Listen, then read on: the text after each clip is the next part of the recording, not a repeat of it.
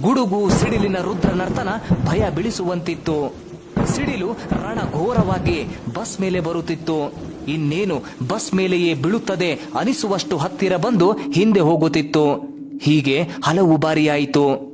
ಎಲ್ಲರ ಎದೆ ಬಡಿತ ಹೆಚ್ಚಾಗಿತ್ತು. ಉಸಿರು ಬಿಗಿ ಹಿಡಿದು ಕೂತಿದ್ದರು. ಅದೇನನ್ನಿಸಿತೋ ಏನೋ, ಬಸ್ ಚಾಲಕ ಕೊನೆಗೂ ಬಸ್ ಅನ್ನು ನಿಲ್ಲಿಸಿಬಿಟ್ಟ. ಅದು ಕೂಡ ಒಂದು ಮರದಿಂದ 50 ಹೆಜ್ಜೆ ದೂರ. ಎಲ್ಲಾ ಪ್ರಯಾಣಿಕರಿಗೆ ಆ ಚಾಲಕ ಹೇಳಿದ, ನೋಡಿ, ಈ ಬಸ್ಸಲ್ಲಿ ಯಾರೋ ಒಬ್ಬ ವ್ಯಕ್ತಿ ಇದ್ದಾರೆ. ಅವರ ಸಾವು ಇವತ್ತೇ ಬರೆದಿದೆ. ಅದಕ್ಕೆ ಆಗಿಂದ ಸಿಡಿಲು ತುಂಬಾ ಹತ್ತಿರ ಬಂದು ಹೋಗುತ್ತಿದೆ. ಅವರಿಗಾಗಿ ನಾವೆಲ್ಲ ನಮ್ಮ ಪ್ರಾಣ ಕಳೆದುಕೊಳ್ಳಬಹುದು.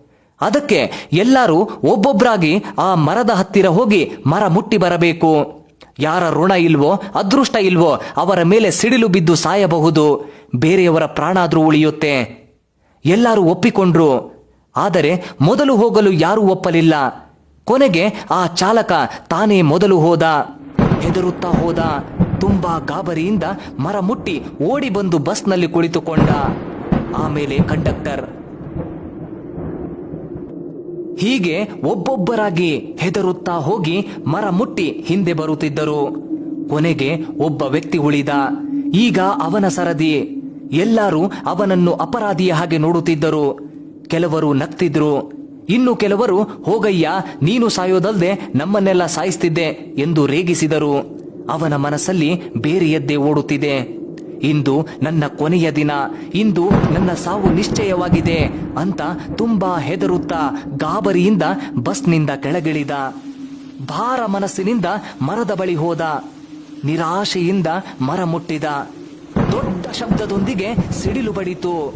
ನೇರವಾಗಿ ಬಸ್ ಮೇಲೆ ಬಿತ್ತು. ಬಸ್ ಒಂದೇ ಬಾರಿಗೆ ಉರಿದು ಹೋಯಿತು. ಎಲ್ಲಾ ಪ್ರಯಾಣಿಕರು ಸಾವನ್ನಪ್ಪಿದರು. ಅಲ್ಲಿ ಉಳಿದಿದ್ದು ಆ ವ್ಯಕ್ತಿ ಮಾತ್ರ.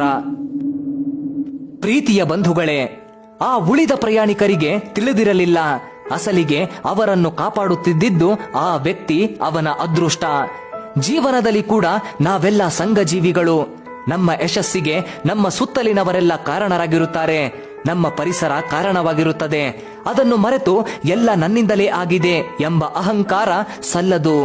ಜೀವನದಲ್ಲಿ ಕೃತಜ್ಞರಾಗಿರಬೇಕು. ಎಲ್ಲವೂ ಅವನಿಂದ, ಆ ಪರಮಾತ್ಮನಿಂದ ಎಂಬ ಜಾಗೃತಿ ಇರಬೇಕು. ಹಾಗೆ ಸಾವಿಗೆ ಹೆದರುವುದೇಕೆ? ಆ ಪರಶಿವ ನಮಗೆಲ್ಲ ಬುತ್ತಿ ಕೊಟ್ಟು ಕಳುಹಿಸಿದ್ದಾನೆ. ಅದು ಇರುವವರೆಗೂ ನಮಗೇನು ಆಗದು. ಅದು ಮುಗಿದ ಮೇಲೆ ನಮ್ಮನ್ನು ಯಾರೂ ತಡೆಯಲಾಗದು. ಕಥೆಯ ಮಾತು ನಿಮಗೆ ತಲುಪಿದೆ.